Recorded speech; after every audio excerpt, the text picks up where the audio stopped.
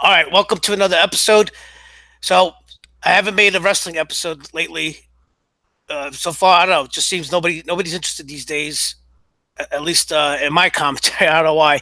I guess, like I've said, I don't cater to a certain audience when it comes to wrestling or sports entertainment, whatever you call it. I'm not gonna cater to a certain audience that are marks for New Japan Pro Wrestling or big fanboys. If you watch my channel for the last year and a half, I call it like I see it. Whatever I see, whatever the direction of the company, the performance. Yes, I get it. It's not still real to me, damn it.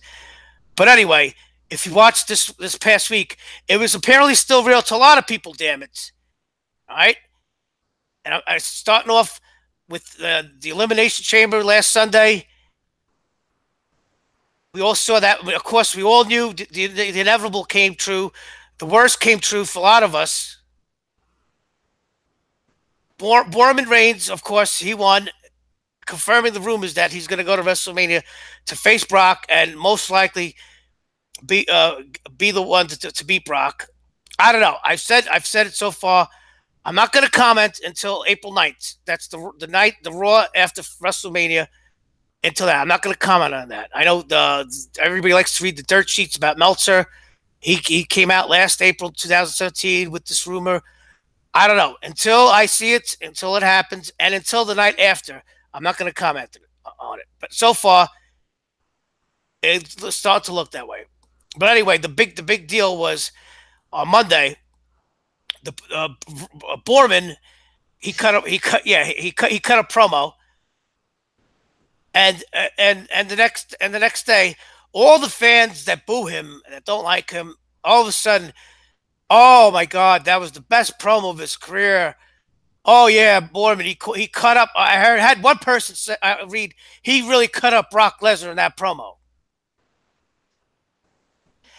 Uh, and you just heard it. Of course, so what did we find out? We found out that the hate for Brock Lesnar supersedes Roman Reigns.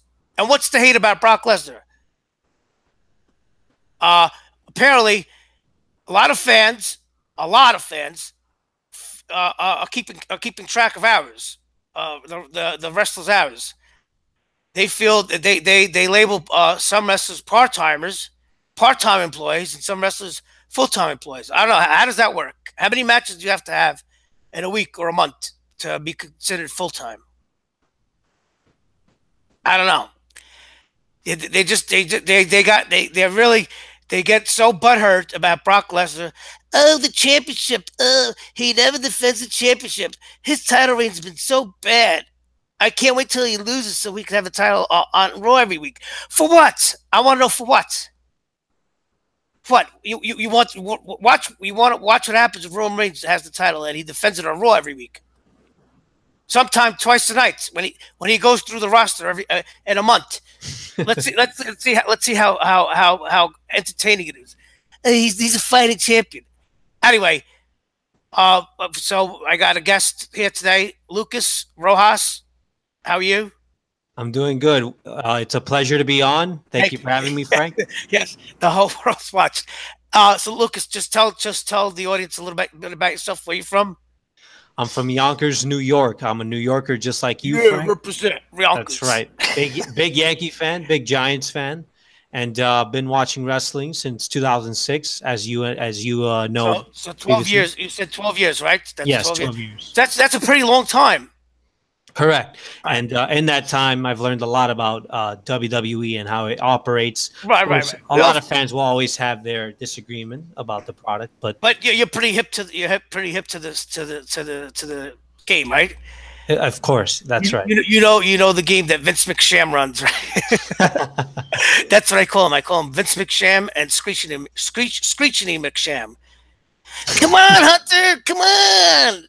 Oh my God, I actually watched the Raw the other day from 2000 when she was like real young, and when that was the first time when she really got her and Triple H got together, and Triple H is getting beat up, whatever, in the ring. She's like, "Come on, Hector, come on!" Like, oh my god, I had to hear that. I can't believe I've been hearing that. I've been having to deal with those two since 2000. And that's Yeah. another thing we'll talk about. Triple H, the Messiah, the fanboys.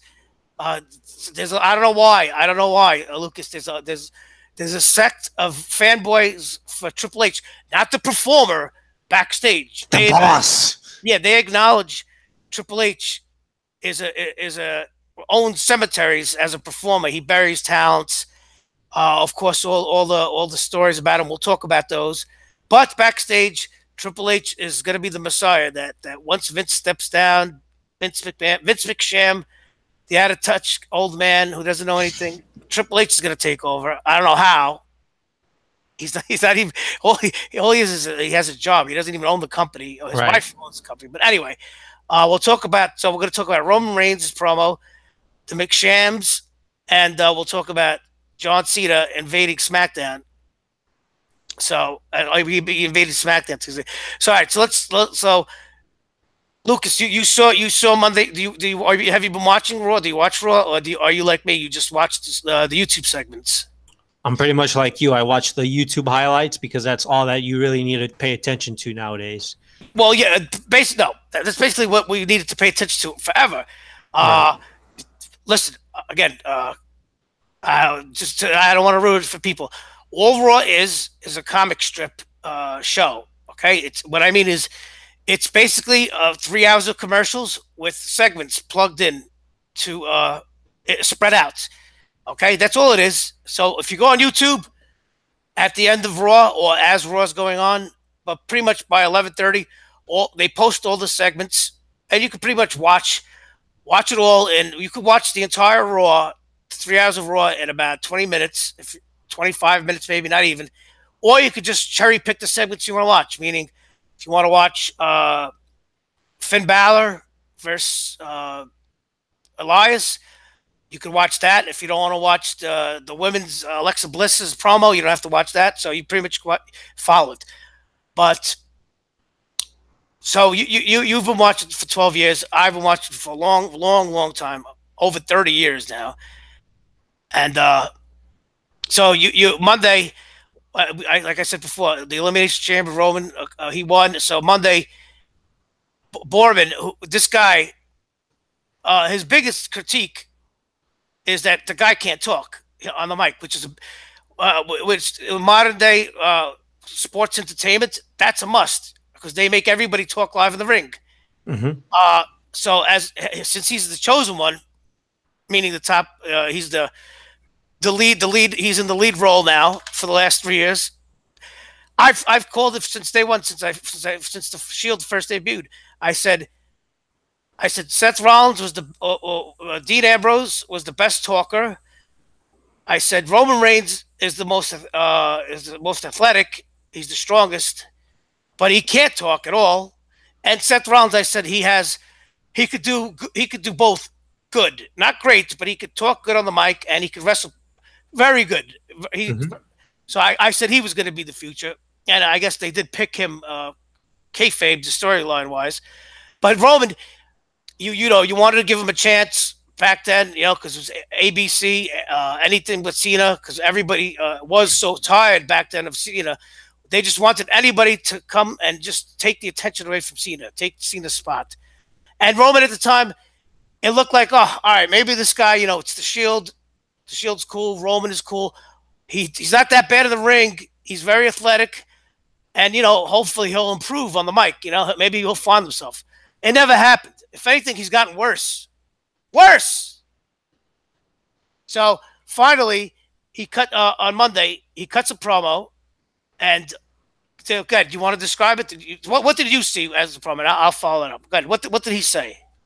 Well, he basically repeated what the internet has been reporting and has been saying about Brock Lesnar. Oh, wait. You can't. Oh, hold on. A lot of people these days, they get insulted when you say internet because everybody's on the internet.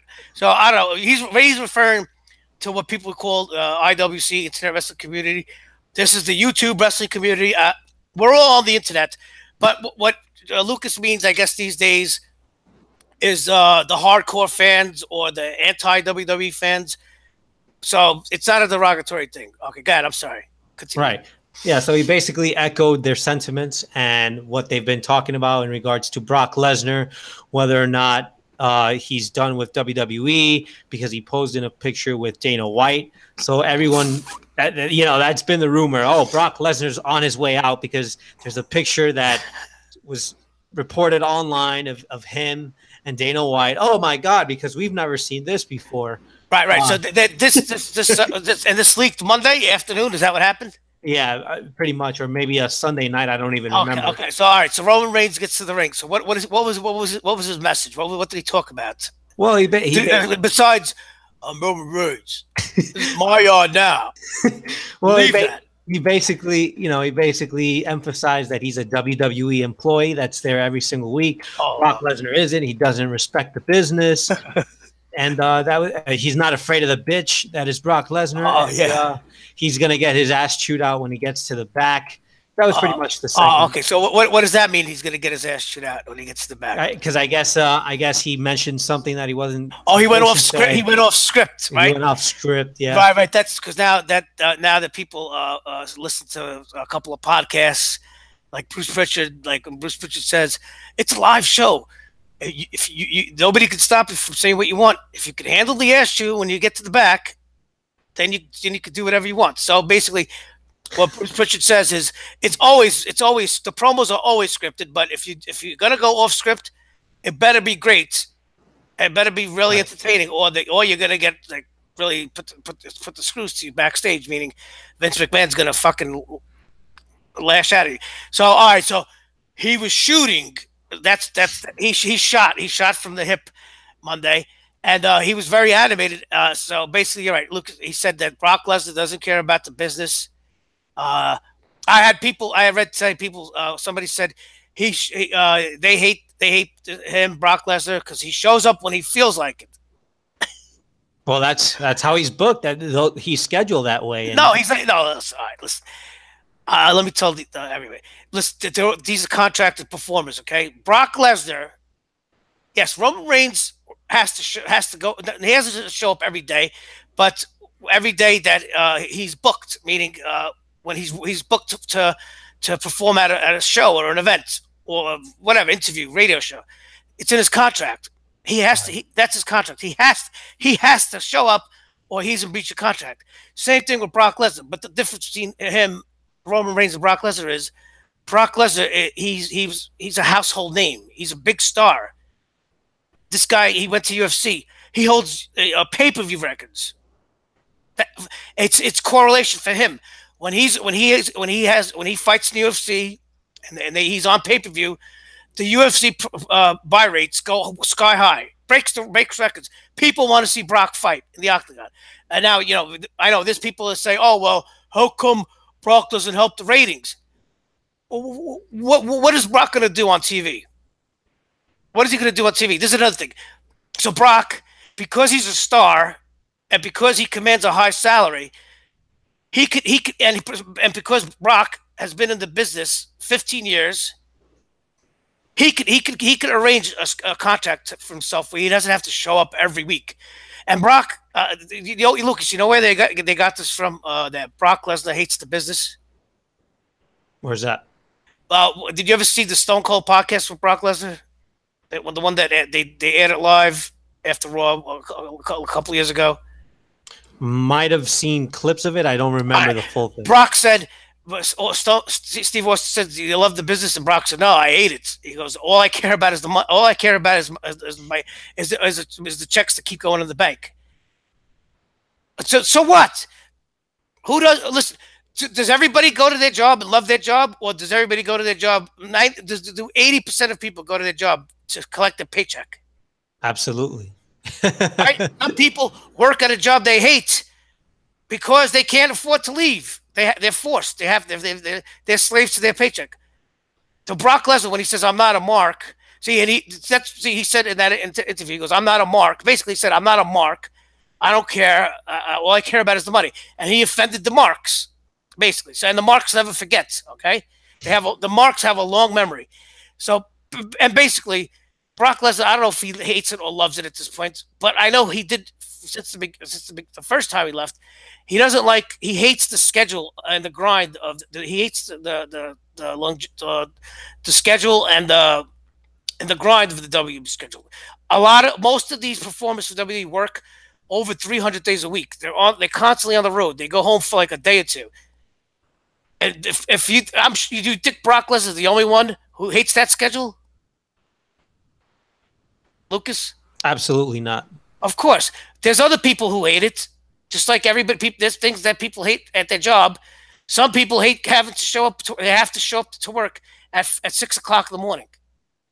You don't think those people would love to change their schedule to 10 o'clock in the morning and leave at 4 o'clock? That's what it is. You don't think Brock Lesnar loves the business? Why does he get into the ring for? Why does he? You don't think he trains and gets into shape? Does he give 100? Does he give 100% every match? Lucas? I would say so. I mean, have people not watched what he does in these matches? Yeah. Oh, and then some idiots will. I don't know what they're watching. They'll say, "Oh, he's the beast. He's too strong. He never sells, and he beats everybody up." That's not the case. That could be the furthest from reality. If you watch them all summer, and even Survivor Series against Samoa Joe, did you watch these matches, Lucas? Of course, he made Samoa Joe look like $1,000,000. Oh no! It's so some people. Samoa Joe got jobbed out. He got buried, jobbed out. Do people even know what jobbing out is? I think they got to redefine that term. Jobbed out. No, he got jobbed out because the whole match, Samoa Joe dominated Brock Lesnar. He kept putting on the Kakita clutch every 2 minutes. Brock Lesnar's face turned purple towards the end. It looked like he was going to tap. I mean, I've been watching a long time. I said, "Oh shit!" I said, "Wow, they're going to make Samoa Joe the champion." And then Brock Lesnar hulked up. He threw 2 German suplexes on Samoa Joe, put the F5, and that's it. Oh, he buried him, because that's another thing we'll get to later. The kickouts at 2, the kickouts at 2. And then against later on, he fought. He went up against Braun Strowman. Did you watch that match? Yes, I did. What happened? Same scenario. Braun Strowman dominated, overpowered, overmatched Brock Lesnar for the first 3/4 of the match. It was like the Goldberg match from last year's from Survivor Series 2017, only for 8-9 minutes. Right. Braun Strowman was wiping the floor with Brock Lesnar, and then what changed in that match? Brock cinched in the Kimura lock. He wrapped his legs around Braun, cinched in the Kimura lock for like 2 minutes until Braun finally overpowered him.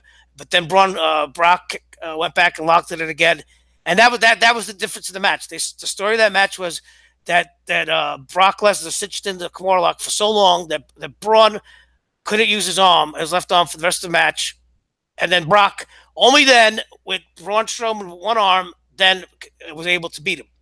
Did you okay? So what other defense? Oh, Survivor Series, AJ Styles. Did you watch that match? Yes, same thing. Yeah, only it was more back and forth in this. It was reverse. So in that match in Survivor Series, they started reverse. Brock was brutalizing and dominating AJ Styles in the beginning. The story of that match was it was like Rocky. Rocky Balboa. They AJ Styles was beat up, but he wouldn't give up. He was getting brutalized. But then AJ Styles showed his toughness, his skills, his guts, and made a comeback. And guess what? Towards almost the end of the match, when he put on the calf crusher, it looked like Brock was going to tap. He was starting to, and of course Brock got out of it. He F5, he won. But did you see the end of the match? When Brock absolutely destroyed AJ Styles. Yeah. And I'm saying after the match, after he pinned AJ Styles and Brock left the ring. Did you see that? Do you remember that? No, I don't remember that part. So, because AJ Styles put the calf crusher on him, he put it on him for like a minute, and I said he was going to tap. So whatever. After the match is over, They showed AJ Styles all the way on the other side of the ring. You know, he was against the ropes, all huffing and puffing. But Brock, when he came out of the ring, was limping. And Paul Heyman went over to him and he's concerned. And you could see Brock was still in pain. He's like, I can't feel it. I can't put any weight on it.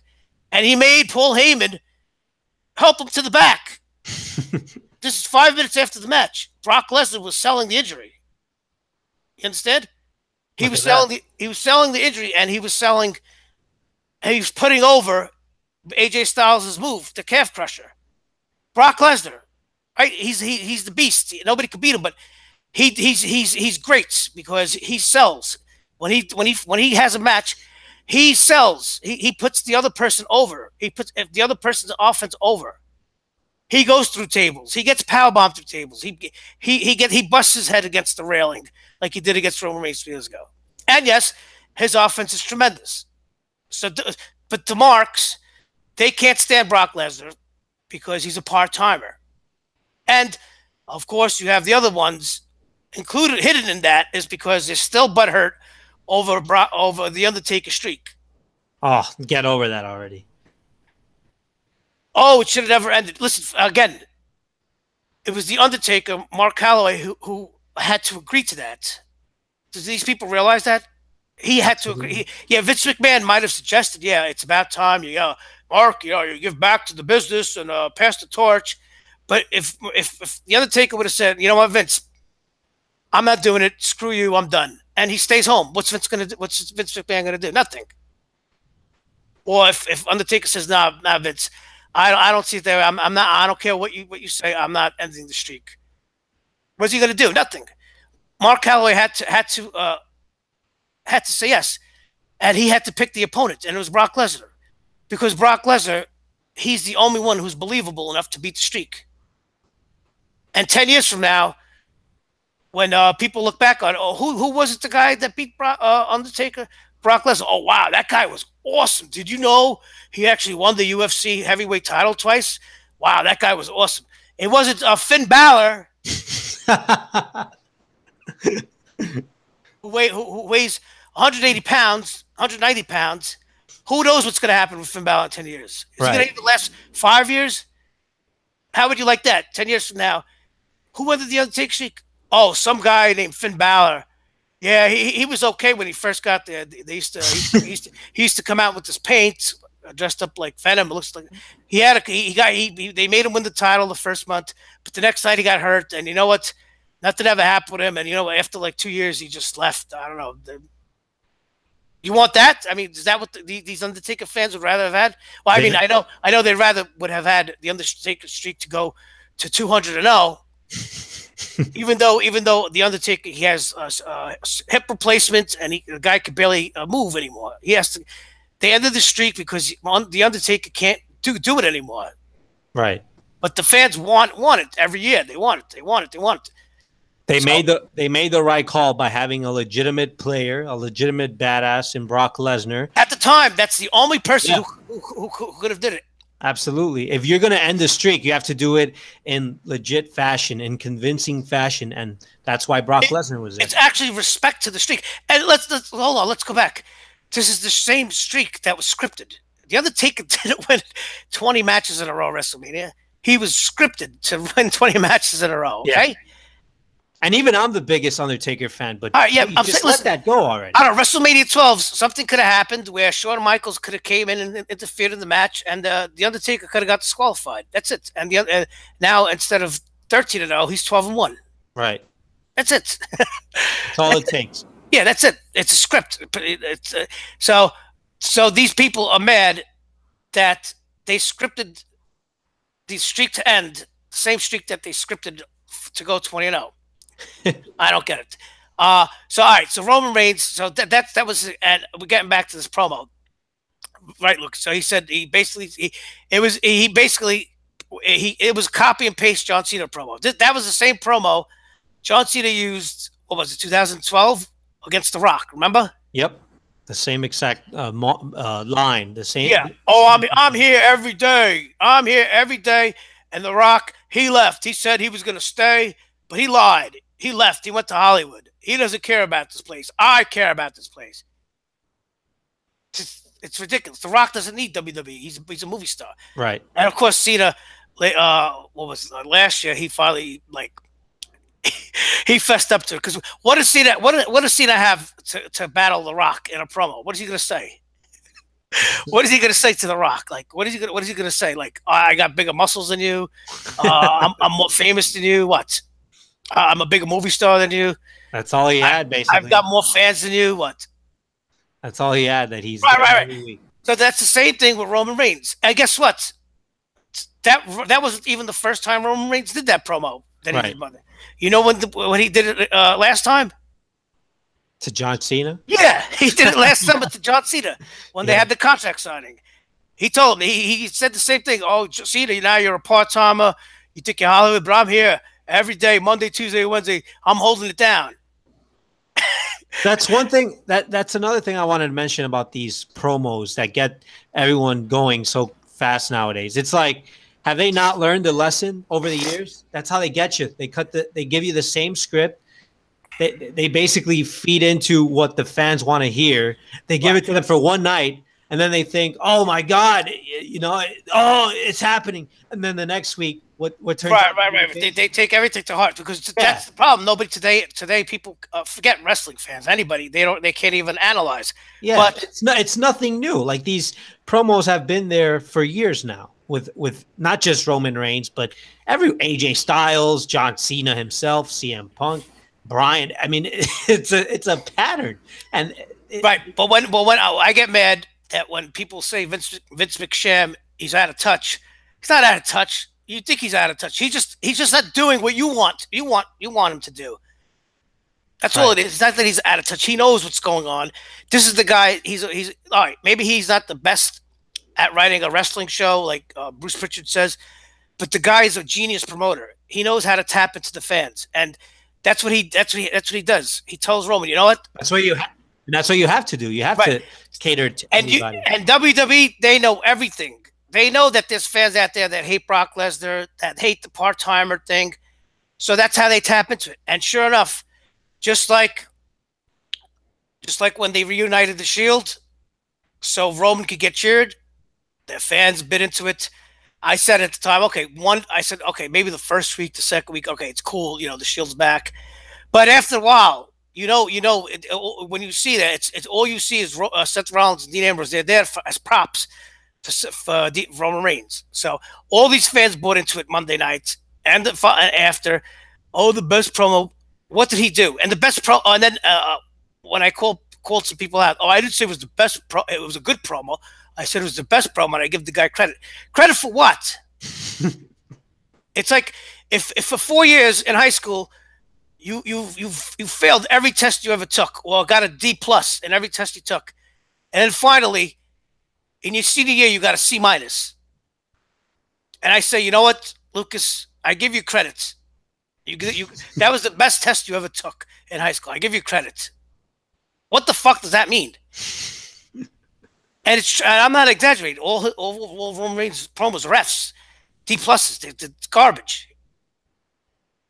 But anyway, yeah. So that's that. I don't know. I don't know what to say. And now, of course, so that if this continues, people are gonna there's gonna be a crowd, a section of the fans that they're gonna root for Roman Reigns.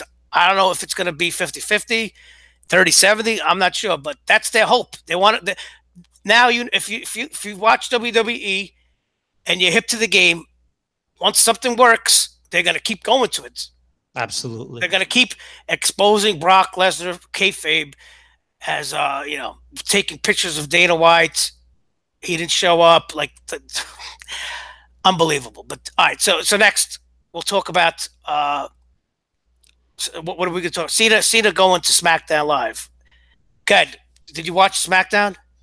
I saw the main event with Cena and AJ Styles, Right. Oh, and, yeah. Did you hear Cena's promo on Raw Monday where he where he lost? teased, yeah, he teased the fans about challenging the Undertaker, and then he said he was going to SmackDown the following night. Yeah, and of course all the fans bet in the audience. And I got news for you. I got news for people. Cena's getting popular. He right now he's probably the most popular he's ever been right now. Absolutely. Oh yeah, people are starting to cheer for him. He's a mainstream star now. Yeah. That he's becoming more mainstream, and that because Roman Reigns is really in his spot. So Cena's not the focus. A lot of people now are starting to have like these nostalgic feelings for him. And if you saw Monday when he was cutting that promo, he's talking about the Undertaker, and he's talking about he's not out. That's not what he's about. His bullshit. A man's character is not tested when he's on top, but when he's down, and I'm down, and I'm going to test my character. And they pan out to the audience, and you have men, grown men, right? Grown men holding their chest, jumping up and down. Going, oh my god! Oh my god! Men,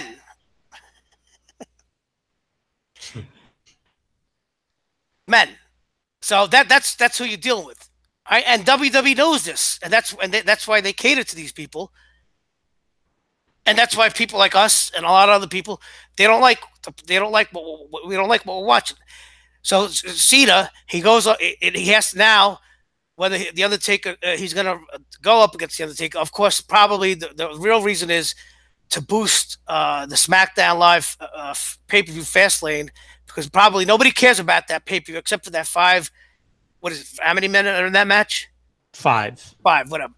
That's all it is because he actually is popular right now, and it's not me saying it. It's just this. Lucas, I don't know if you noticed. Maybe I don't know if you knew. Maybe about once every few weeks, I post a screenshot of the YouTube views from Raw. Right, Mm-hmm.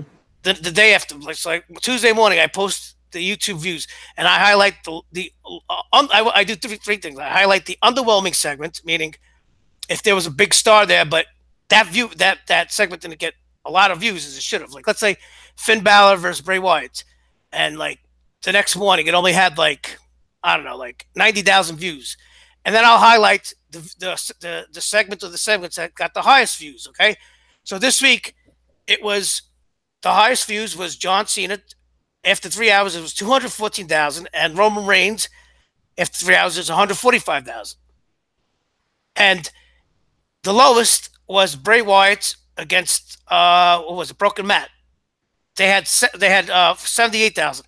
I had people tell me that how could I do that? How could I highlight the fact that Cena and Reigns got the most views? Like I'm responsible for it. Like I built up their views. But all I'm pointing out is I'm pointing out, and then people tell me that the YouTube views really don't count, which is crap. It's a sample. It's a sample of the ratings. It's a sample of the audience. Right? Absolutely. If you don't watch Raw like me, you're gonna watch the segments, and you're gonna watch the segments that you only really care about, right? Especially with the digital age we live in, people rely on that stuff. Right. People aren't gonna watch whatever Nia Jax and whoever Alicia Fox's interview so much. They're gonna watch Braun Strowman versus Roman Reigns. They'll watch that. Mm-hmm. But so Cena, I hope he doesn't. I hope he does. There's the dream match that everybody's dying for with Nakamura and AJ, and of course those fans want it to be the main event. If it's not the main event, they're gonna ride. Who cares? Who cares? Who cares if it's on? It's just WrestleMania is a 6 hour show. Who cares if it's on at 8:30 or 9 o'clock instead of 10:30? Oh, the main event is special. It's special. It's not special for you. It's special for them. It's special for the performers. Besides, who's to guarantee that by the main event time you'll even care to watch that? Right. I keep telling. Sometimes the main event, being the main event in WrestleMania, is not as great as it seems. Right. Just go back in history, all the matches that have stolen the show, as they say. That's where that term came from, stealing the show from WrestleMania. HBK, Razor Ramon, stealing the show with the ladder match. WrestleMania 3, Ricky Steamboat and Randy Savage. People talk about that match as the greatest match of all time, right? Mm-hmm. Absolutely. That was the main event. Andre the Giant Hulk Hogan was the main event. Just recent, The Rock and Hulk Hogan. That wasn't the main event. The main event was Triple H Chris Jericho. Nobody remembers that match. Speaking of Triple H, there's been many main events with him that no one has cared about. Oh, Hunter versus Orton, '09. That was trash. That was garbage. Triple H versus Roman Reigns. What, 2 years ago? Again. three. Yeah, that one of the longest, Yes. most boring main events I've ever seen in my life. And I'm not He's a cerebral assassin. They have to praise him. Yeah, he has, because he has to get in there. I know what happened with that thing, that whole angle. He told Vince, "I'll get him over. I'm the bad guy. I'm the #1 heel." And he didn't. He got himself over. He got cheered. He got cheered. Yeah, No matter what he did, he got cheered. Absolutely. And then, of course, nobody back then, these same people, they never complained about Triple H being a part timer and defending the title once in 3 months. That was okay. That was okay, right? Remember that? And he destroyed Roman's momentum, because if you remember, they put the title on Roman in what, November or December. It was December. Yeah, he was right. Yeah, he was riding some momentum in a feud with the McMahon. Vince McMahon got him over. Yeah, Vince McMahon was getting him over, and it was fucking working. And then in comes Triple H and destroys it. Right. And that goes on to the next thing with Triple H. That the same people, or there's a group of fans that have this hope, that pray every day for Triple H. They can't wait until Triple H takes over. I don't know what he's taking over. And these same people, they don't even know, or they don't even realize that since 2011, it's really 2010, Stephanie McMahon has been the head of creative. All Triple H is the executive vice president of talent. Yeah, he's JR. He's JR. He's John Laurinaitis. He finds the talent, and then they sign him. Right. Oh, that's another thing. Because a lot of these people, see, it's all connected. A lot of these people love NXT. They're NXT fanboys, and fanboy is not a bad word. It's just, it is what it is. Go look it up. It means you're overly excited and obsessed about something that makes you a fanboy, and a lot of these people are. They swear by NXT, and they don't. That's another thing. They don't understand that NXT is the developmental brand. It's their job is to highlight the performers most likely to go on the main roster and make them look like $1 million. Yep. And these people don't understand that once they leave, they never come back, ever. It's not like WWE where I'm sorry, usually the formula on NXT is whoever's the champion, on the way out they lose their title, and that's it. They never come back. Yep. But on WWE, if somebody loses the title, they have to come back on TV less than 24 hours. So overexposure. Yeah, no, I'm just saying their storyline continues. So when people say, "Oh, NXT, they treat the stars right and they give the fans what they want," but that's different. It's only on an hour a week. It's a developmental thing. They always show you the best things. They show you what they want to show you. Yeah, they want to make it. They want to make it seem like Bobby Roode or whoever, Finn Balor is the greatest wrestler that has come across in the last 10 years. So that way, when he gets to WWE, people get excited for him. They don't go, "Who's that? Finn what? Finn Balor? Balor? What?" Yes, that's why. And I got news. These people don't realize not everybody watches NXT. Yep, including me. I don't. Yeah. How about this? A lot of people don't watch NXT. A lot of people don't even know about NXT. They don't care. I know what it is, and I don't want to watch it because I don't want to watch reruns. Then it's bad enough I have to see them on Raw and SmackDown. Exactly. Reruns. I don't have to see reruns from NXT play out 2 years later when they get on the main roster. But that's what it is with Triple H, because Vince McMahon charged Triple H to run and oversee NXT. They think it's all Triple H doing everything.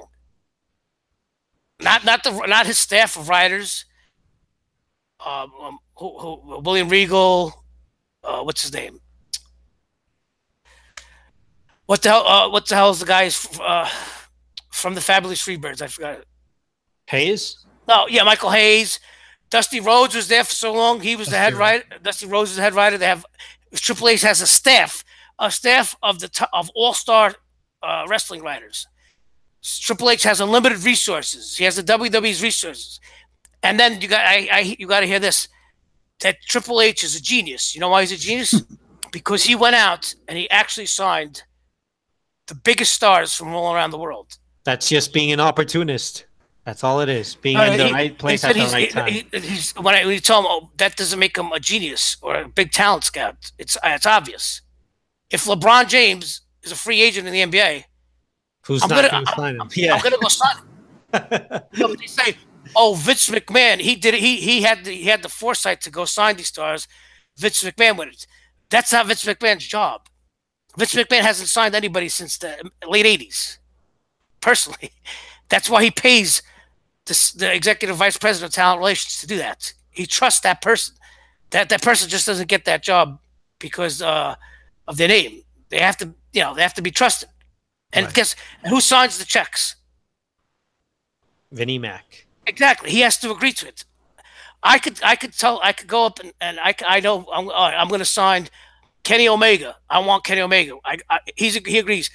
I have to go to Vince McMahon and say, all right, I'm going to bring in Kenny Omega.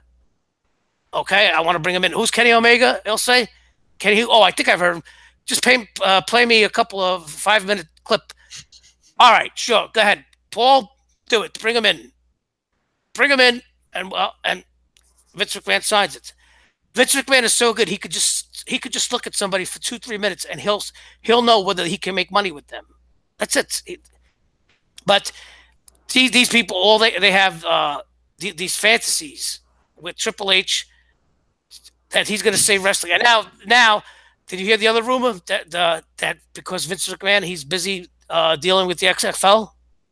Oh, that he's leaving.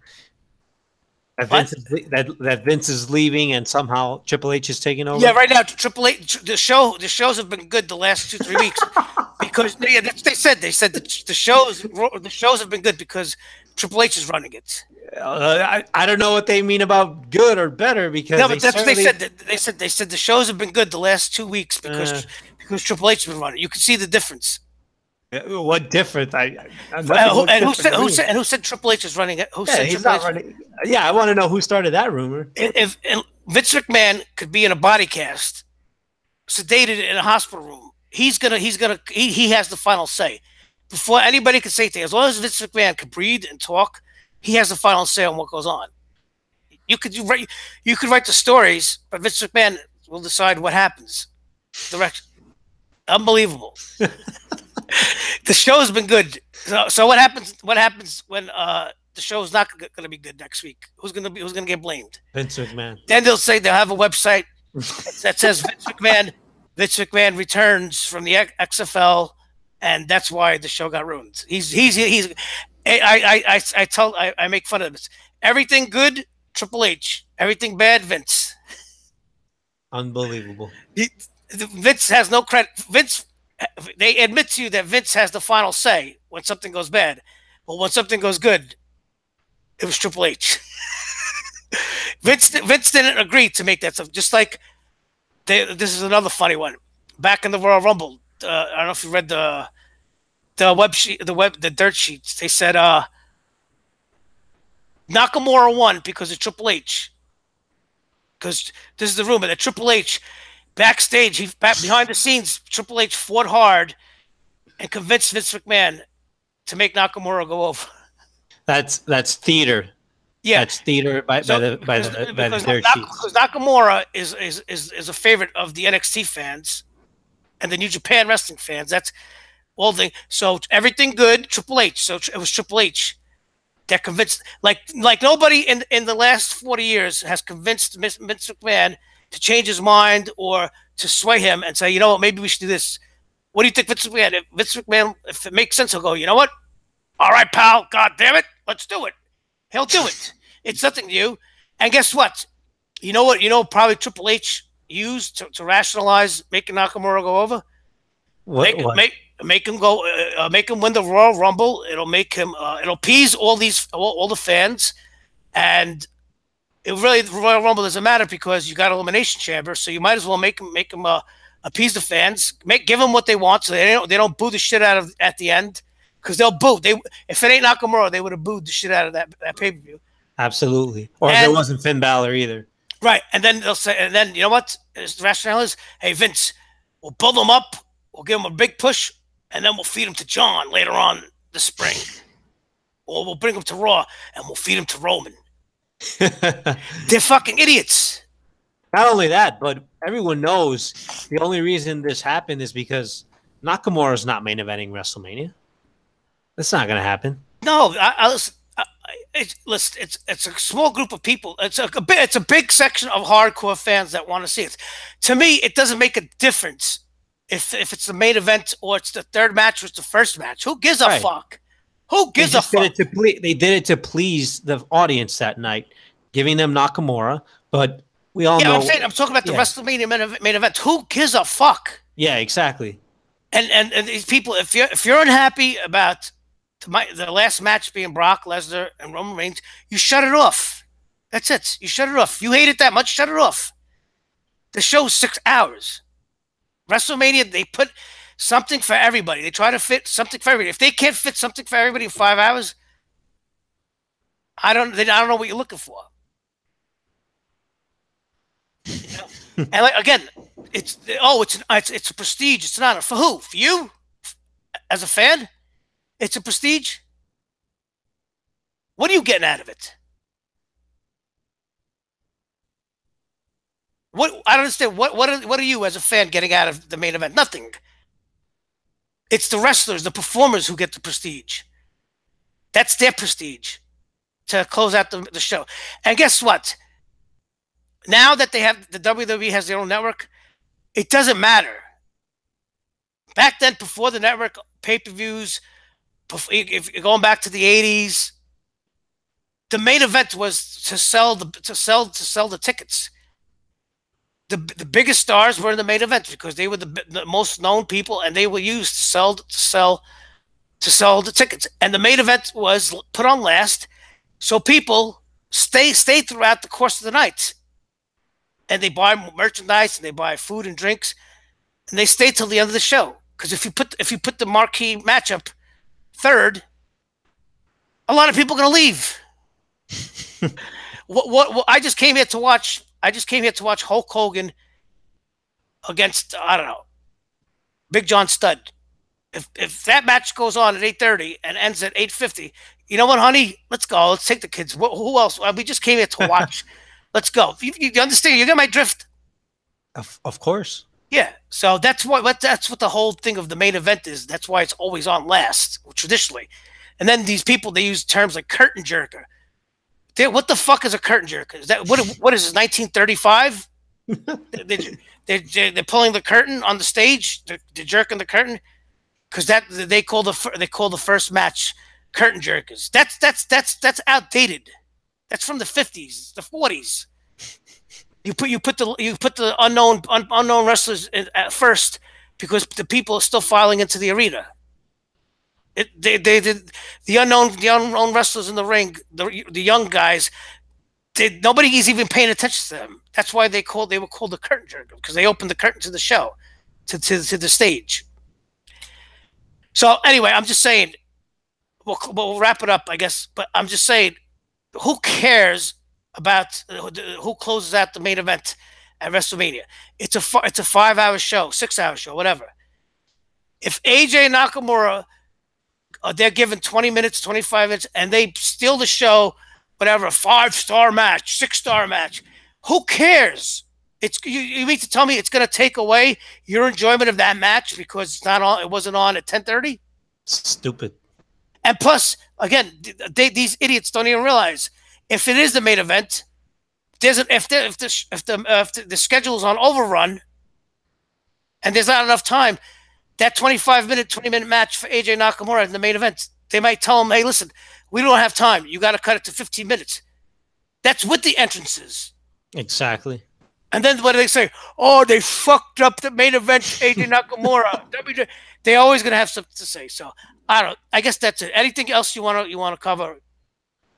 I basically wanted to say about Triple H with this whole Ronda Rousey thing. Oh, right. I mean, Right. why is this guy just like putting himself all over TV? Just completely getting in the face of Ronda Rousey. I mean, let the girl be.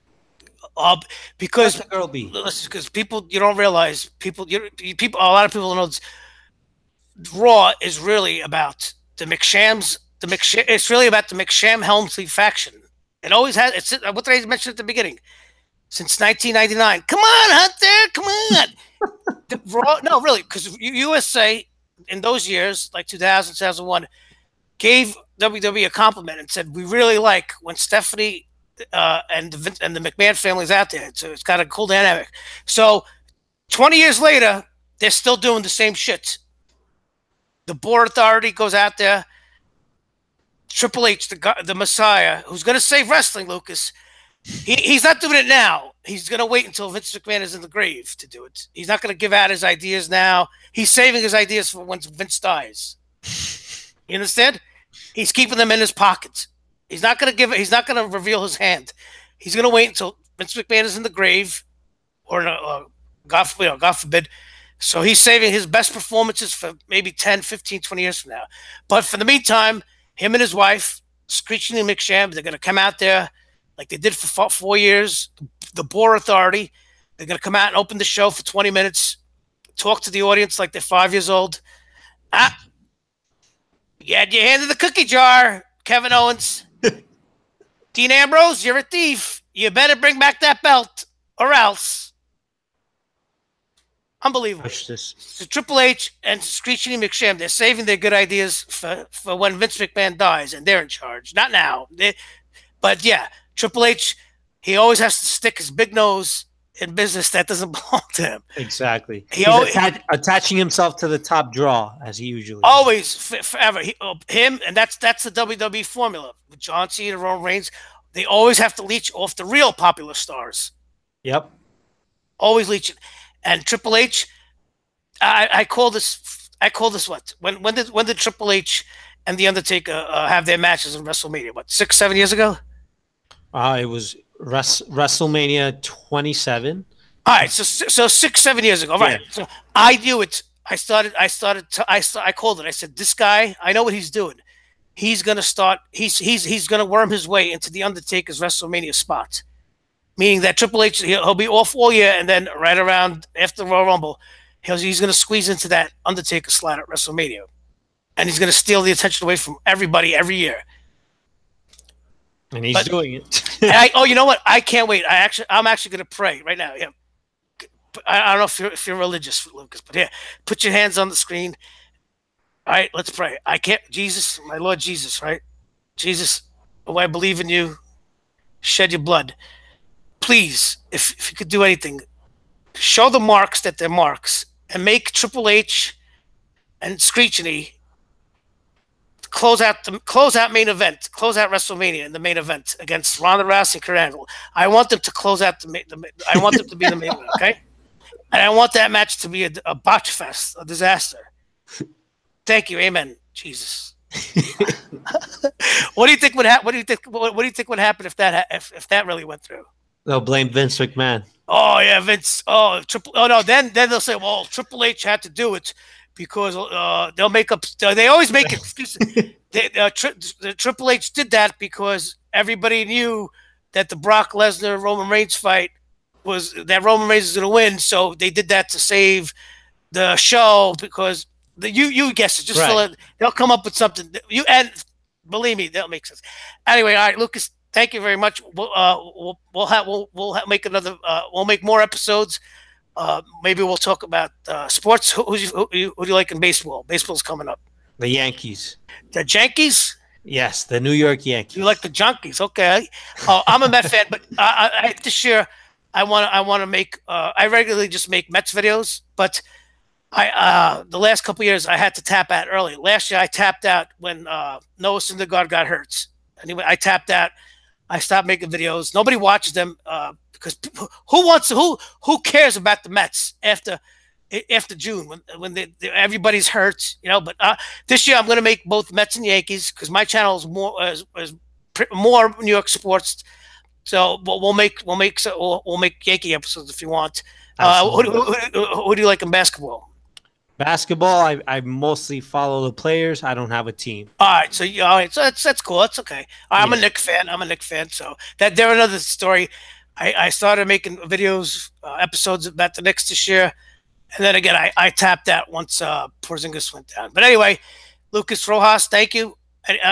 Anyway, that you want people to follow you if anybody's watching this? Absolutely. You can go ahead, follow me on Twitter at Lucas Rojas 27, and you can check all my tweets there. Also, you can subscribe on YouTube, Lucas the Menace. All right, Lucas, thank you. And I'll talk to you soon. And I'll upload this video as soon as possible. Okay. Absolutely. Thank Hey, you for having me on. thank you, buddy. You're welcome.